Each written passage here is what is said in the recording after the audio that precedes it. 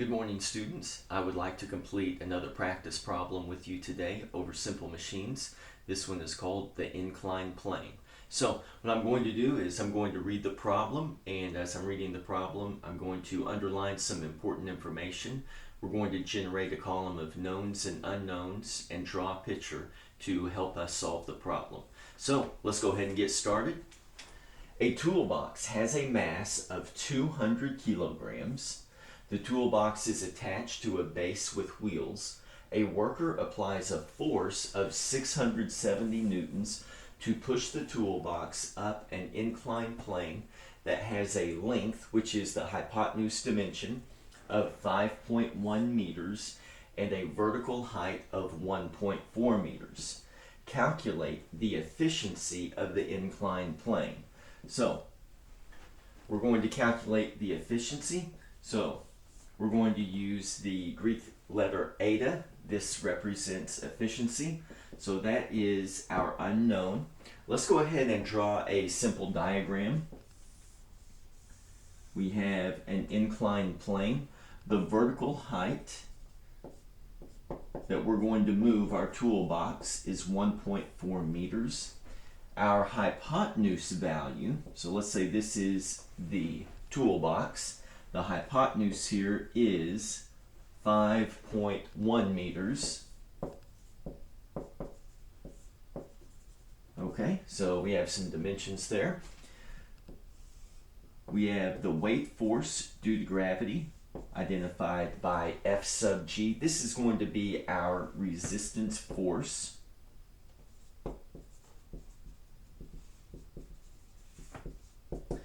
And the weight force due to gravity on an inclined plane points in a negative y direction and is perpendicular to the horizontal. So we've got that there. And then we have an applied force, which is our effort force, of 670 newtons. Okay, so let's generate a column of knowns here. So our effort force, 670 newtons. Our effort distance is the hypotenuse dimension on our inclined plane, which is 5.1 meters. Our resistance force is our weight force. Oh, we don't have weight force. We just have the mass of the toolbox. So what we need to do to calculate the weight force is take the product of the object's mass and the acceleration due to gravity. So what I have is 200 kilograms multiplied by negative 9.8 meters per second squared. So let's go ahead and take out our calculators.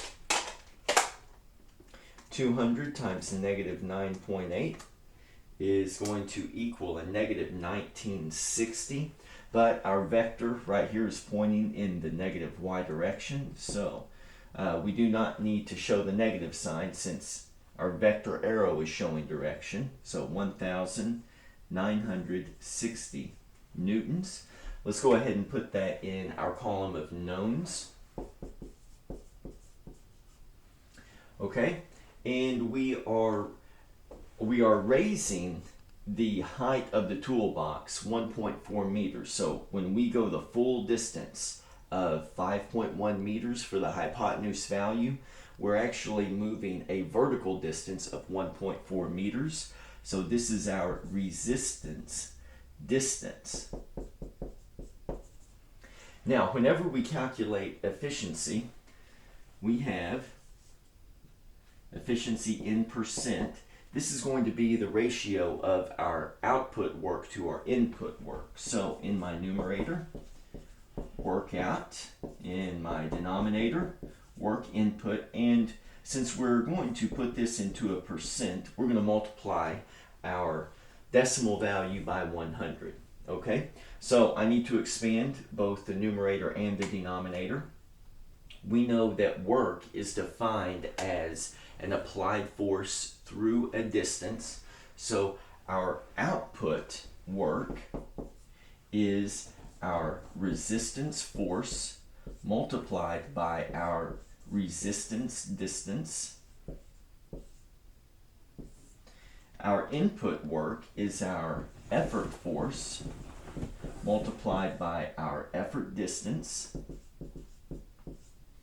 And remember, we are going to multiply this ratio by 100. Okay? So, what we have here is, in my numerator, I have a resistance force, which is my weight force due to gravity. I have 1,960 newtons. We're going to multiply this by our resistance distance. And remember, this is the vertical height that we're moving the toolbox, so 1.4 meters. In my denominator, my effort force, the problem tells us that the worker applies 670 newtons of force and moves the toolbox 5.1 meters. Okay? So we're going to multiply that value by 100, remember? So in my numerator, I have 1,960 newtons. We're going to multiply this by 1.4 meters. So 2,744. And we have units of Newton meters. And we're talking about work here, so that's units of joules. Remember, that's named after James Prescott Joule. In my denominator, 670 newtons times 5.1 meters, 3,417 joules. We're going to multiply this ratio by 100. So 2,744 divided by 3,417 is going to be 0.803. When we multiply that by 100, this gives us an efficiency in percent of 80.3%. Alright, so I hope this helps you to solve the inclined plane simple machine problem. If you have any questions, please let me know.